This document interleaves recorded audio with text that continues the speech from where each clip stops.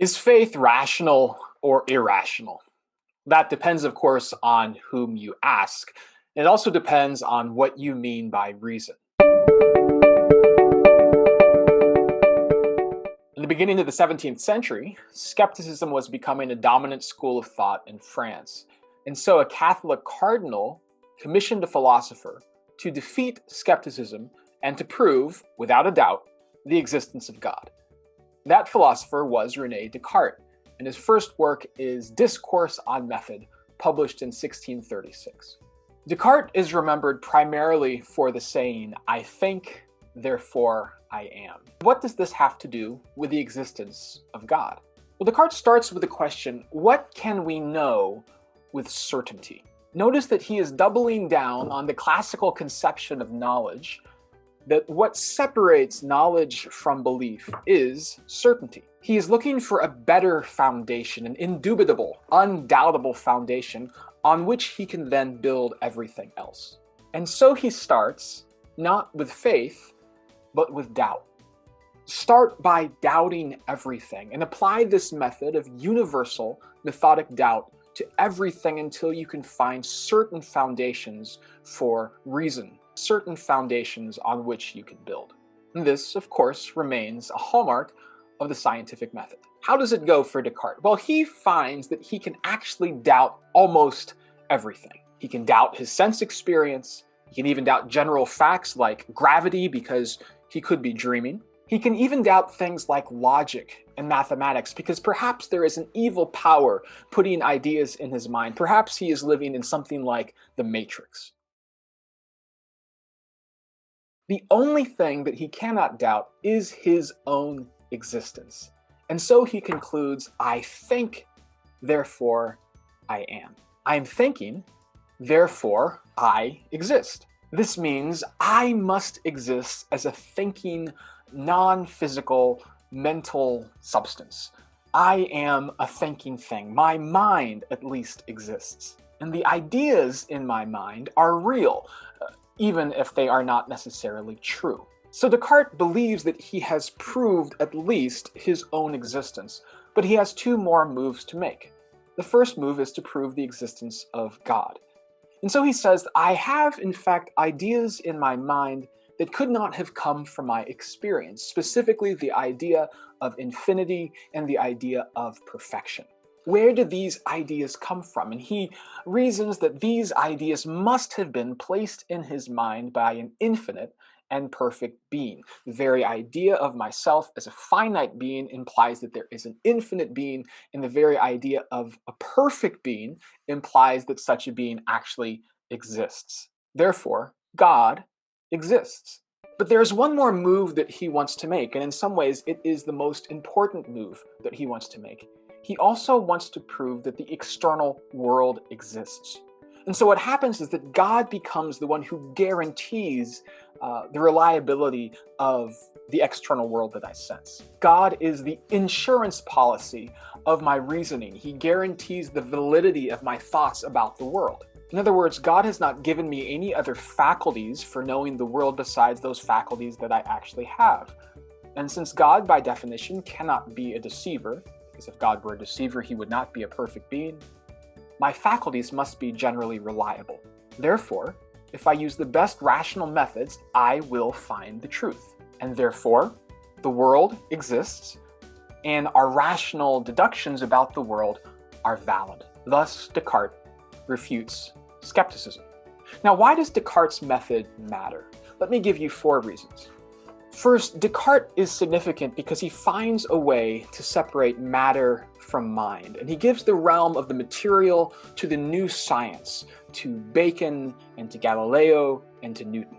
And then he gives the realm of mind, of theology and of ethics to religion. Second, Descartes gives us something called foundationalism.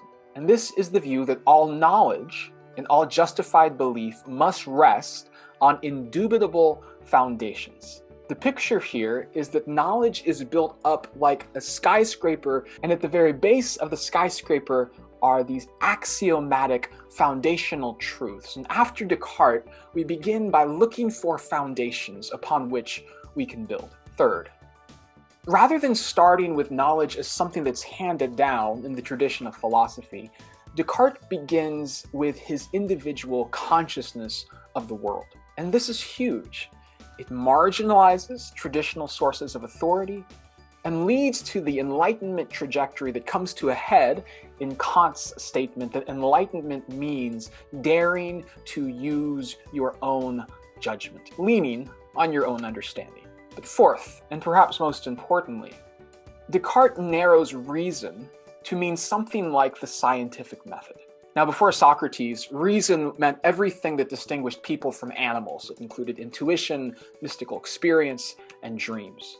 With Socrates and Plato and Aristotle, reason is narrowed to mean giving clear definitions and logical proofs. Mystical experiences, dreams, intuitions, and myths are no longer counted as reason, but only what is certain and provable. For Descartes, reason is narrowed to the act of calculating.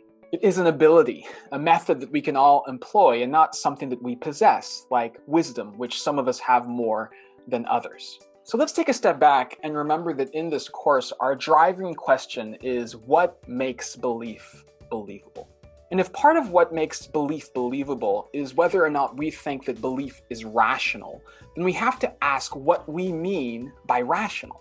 Do we mean strictly logical, that is, not contradicting the laws of logic? Do we mean that there are good reasons and arguments for belief? Or do we mean scientifically provable? As one famous philosopher said, God does not exist because I cannot find him in my test tube. This is a narrow understanding of rational.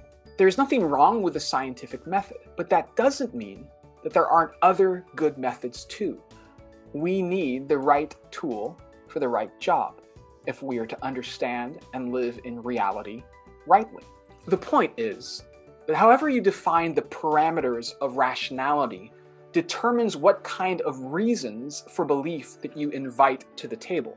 And Descartes' method of universal methodic doubt turns the traditional theological method of faith, seeking understanding, upside down. We start by doubting everything, assuming nothing, demanding proof of everything.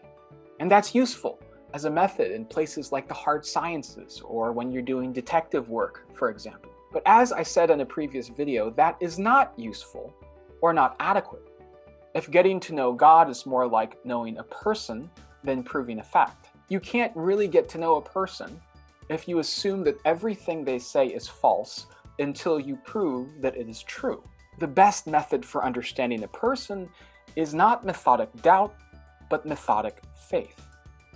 And this does not mean uncritical belief, but it does mean a posture of listening, a willingness to hear and receive what the other person has to say. By contrast, the modern way of knowledge emphasizes objectivity, neutrality, and universal methodic doubt. And while this has worked well in certain arenas of life, there's good reason to believe that it only gives us a very thin slice of what makes life livable. It gives us an image of ourselves in some neutral, almost godlike position where we're extracted from reality that we may survey it and pontificate on what is true and what is real. That picture is a fiction. Because the reality is that we are inescapably embedded in the world that we are trying to figure out. And this requires a posture not simply of doubt, but fundamentally of faith.